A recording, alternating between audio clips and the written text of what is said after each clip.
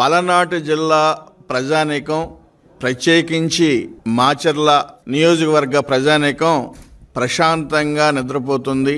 ఒక మాటలో చెప్పాలంటే మానసిక ఉత్సవాలు చేసుకుంటున్నారు.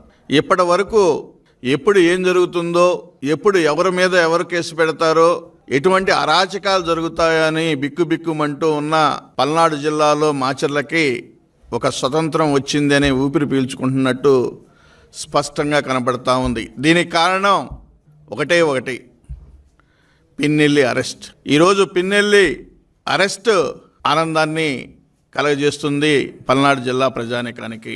అనుకుంటున్నారు, వైఎస్ఆర్ పార్టీ వాళ్ళందరూ అనుకుంటున్నారు అక్రమంగా పిన్నెల్లిని అరెస్ట్ చేశారని.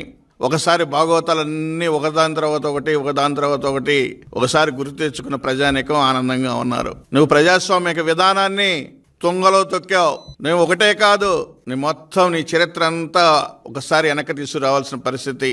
నువ్వు చేసిన అక్రమాలు, నువ్వు చేసిన అన్యాయాలు, నువ్వు చేసిన దౌర్జన్యాలు, అక్రమ మైనింగ్, ఇవన్నీ, నువ్వు ట్రాన్స్పోర్టేషన్, ఇవన్నీ కోట్ల రూపాయలు, వందల వేల కోట్ల రూపాయలు దోచుకున్న పరిస్థితి ఇప్పుడే వరకే పోలేదు. ఇది ఒక మాటలో చెప్పాలంటే అప్రజాస్వామికాన్ని పాటించినందుకు నీకు ఇది ఒక ట్రైలర్గా ఒకసారి ఆలోచించుకోవాల్సిన పరిస్థితి. వదిలిపెట్టదు, ఈ యొక్క ప్రభుత్వం వదిలిపెట్టదు.